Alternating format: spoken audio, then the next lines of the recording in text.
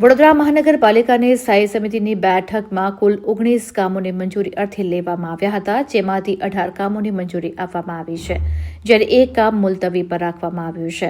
દર અઠવાડિયે વિકાસલક્ષી કામો અંગે ચર્ચા કરી મંજૂર નામંજૂર કરવા હેતુસર મળતી આ બેઠકમાં 19 કામો એજન્ડા પર લેવામાં આવ્યા હતા, જેમાંથી 18 કામો મંજૂર કરાયા હતા, જ્યારે એક કામ મુલતવી કરવામાં આવ્યું હતું.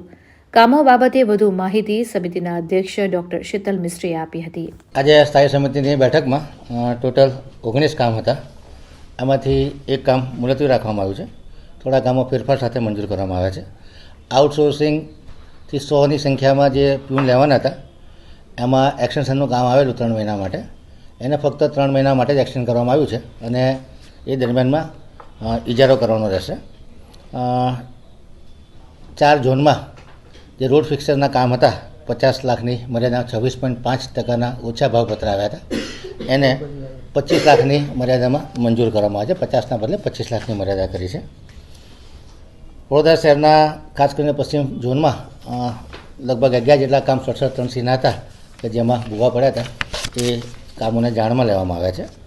સયાજી બાગ ઝૂમાં જે ઘાસચારા ખરીદવાનું કામ છે એની સમય મર્યાદામાં 3 માસનો વધારો કરવામાં આવ્યો છે. છાણી ગામમાં જે સ્મશાનમાં ચિતા લગાડવાની હતી,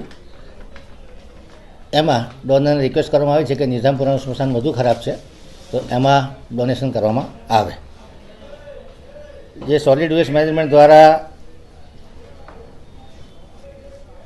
નાણાં પંચની ગ્રાન્ટના કામોનું લિસ્ટ મૂકવામાં આવ્યું, તે કામને મુલતવી કરવામાં આવ્યું છે. એ કામના તમામ કામોનો સ્ટડી કરી અને યોગ્ય ફેરફાર કરી અને વધુ ચર્ચા વિચારણા માટે કામને મુલતવી રાખો.